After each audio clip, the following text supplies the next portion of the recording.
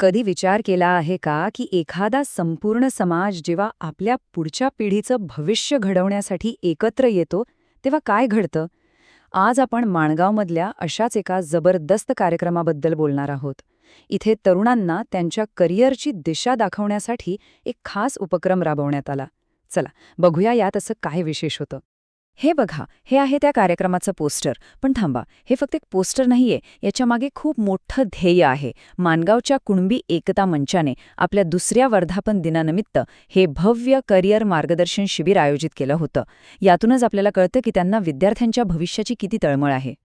आणि या संपूर्ण कार्यक्रमाचं सार ना ह्या एका वाक्यात आहे: शिक्षण हे प्रगतीचे मूळ आहे, चला आपल्या पुढच्या पिढीला सक्षम करूया. ही फक्त एक घोषणा नाहीये, तर त्या समाजाची विचारसरणी आहे ज्यांना आपल्या मुलांसाठी एक उज्ज्वल भविष्य घडवायचं आहे. तर मग या कार्यक्रमामागे नक्की विचार काय होता आणि यात कुणबी एकता मंचाची भूमिका काय होती? चला त्यांचं ध्येय थोडं अधिक जवळून समजून घेऊया. कुणबी एकता मंच ही माणगाव तालुक्यातली एक सामाजिक संघटना आहे. आणि माहितीये, खूप कमी वेळात या संघटनेनं आपल्या कामानं एक वेगळीच ओळख निर्माण केली आहे. त्यांचं मुख्य ध्येय अगदी स्पष्ट आहे: समाजाला एकत्र आणायचं आणि तरुणांना शिक्षणाच्या माध्यमातून सक्षम बनवायचं. आणि हीच गोष्ट त्यांच्या या कार्यक्रमातून अगदी स्पष्ट दिसते. त्यांचं म्हणणं अगदी सोपं आहे की समाज संघटित झाला तर प्रगती निश्चित होते आणि तरुण पिढी सुशिक्षित झाली तर समाज स्थिर राहतो. हा जो दुहेरी दृष्टिकोन आहे ना, तोच कोणत्याही समाजाच्या विकासाची गुरुकिल्ली असतो. कुठलाही समाज तेव्हाच पुढे जातो जेव्हा तो आपल्या नेतृत्वाचा सन्मान करतो. या कार्यक्रमात समाजाच्या एकतेचं प्रतीक म्हणून नवनिर्वाचित नेत्यांचा सत्कार करण्यात आला.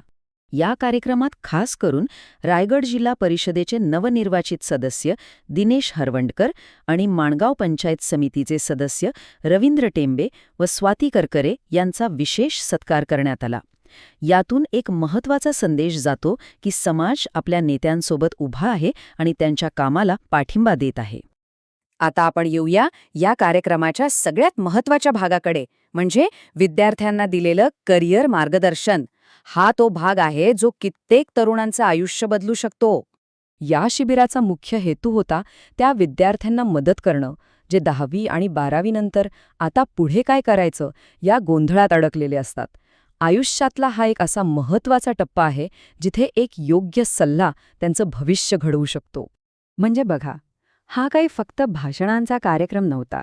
हा एक प्रामाणिक आणि खूप महत्त्वाचा प्रयत्न होता विद्यार्थ्यांना प्रत्यक्ष त्यांच्या करिअरच्या योग्य वाटा दाखवण्याचा. इथे जे पर्याय उपलब्ध होते ना, ते खरंच बघण्यासारखे आहेत. इंजिनिअरिंग, नर्सिंग, फार्मसी, पोलीस भरती, ITI, हॉटेल मॅनेजमेंट, अरे वा, अगदी JEE आणि नीट सारख्या स्पर्धा परीक्षांसाठी मार्गदर्शन होतं. सगळ्यात भारी गोष्ट म्हणजे वेगवेगळ्या संस्थांनी स्वतः येऊन स्टॉल्स लावले होते. त्यामुळे विद्यार्थ्यांना थेट आणि अचूक माहिती मिळाली आणि त्यांचा गोंधळ कमी झाला. चला, करिअरची दिशा तर मिळाली, पण शिक्षणाचा खर्च हा एक असा प्रश्न आहे जो अनेकांची स्वप्न अर्ध्यावरच थांबवतो.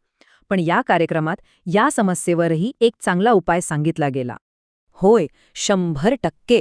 हा आकडा खूप मोठा आणि तितकाच महत्त्वाचा आहे. खास करून मुलींच्या शिक्षणासाठी ही एक प्रचंड मोठी संधी आहे. बघूया हे नक्की काय आहे. इथे शासनाच्या फी सवलतींबद्दल खूपच महत्त्वाची माहिती दिली गेली आहे. विचार करा, सर्व मुलींसाठी व्यावसायिक अभ्यासक्रमांची शिक्षण फी पूर्णपणे माफ आहे. आणि फक्त मुलींसाठीच नाही, तर SC, ST, NT, SBC अशा विविध प्रवर्गातील मुलांसाठी 100% फी माफी आहे. ज्या OBC आणि EWS कुटुंबांचं उत्पन्न 8 लाखांपेक्षा कमी आहे, त्यांच्या मुलांनाही 50% फी माफी मिळते. किती मोठी मदत आहे ही! या आर्थिक मदतीमुळे होतं काय, तर ग्रामीण भागातल्या अनेक मुलं-मुलींसाठी उच्च शिक्षणाचे दरवाजे उघडतात. कित्येक ती कुटुंब कर्जाच्या डोंगराखालून वाचतात. आणि याचं श्रेय महाराष्ट्र शासनाच्या दूरदृष्टीला जातं, हे देखील तिथे आवर्जून सांगण्यात आलं. तर मग या सगळ्याचा नेमका परिणाम काय झाला? विद्यार्थ्यांवर, समाजावर काय फरक पडला? चला, या विश्लेषणाच्या शेवटच्या टप्प्याकडे वळूया. या शिबिराचा सगळ्यात मोठा परिणाम म्हणजे ग्रामीण भागातून आलेल्या विद्यार्थ्यांच्या चेहऱ्यावर दिसणारा आत्मविश्वास. त्यांना आता पुढे काय करायचं हे माहीत होतं, आणि हीच स्पष्टता यशाची पहिली पायरी असते. कार्यक्रमाच्या सूत्रसंचालकांनी वापरलेले हे शब्द तिथल्या वातावरणाचं अगदी अचूक वर्णन करतात. ज्ञानाच्या दिव्याने प्रगतीची ज्योत पेटवण्याचा एक पक्का निश्चय तिथे जमलेल्या प्रत्येकाच्या मनात होता. आणि तिथे आलेले पालक आणि इतर लोक काय म्हणाले ते खूप महत्वाचं आहे. त्यांच्यासाठी हा सोहळा फक्त एक उत्सव नव्हता, तर समाजाच्या शैक्षणिक प्रगतीची एक नवी पहाट होती, एक नवी सुरुवात होती. आणि शेवटी हाच प्रश्न राहतो की एखाद्या समाजाची एकजूट तिथल्या तरुणांचं भविष्य कसं आणि किती घडवू शकते याचं हे एक उत्तम उदाहरण आहे. आपल्या आसपास असे उपक्रम राबवले जाऊ शकतात का, यावर आपण सगळ्यांनीच विचार करायला हवा.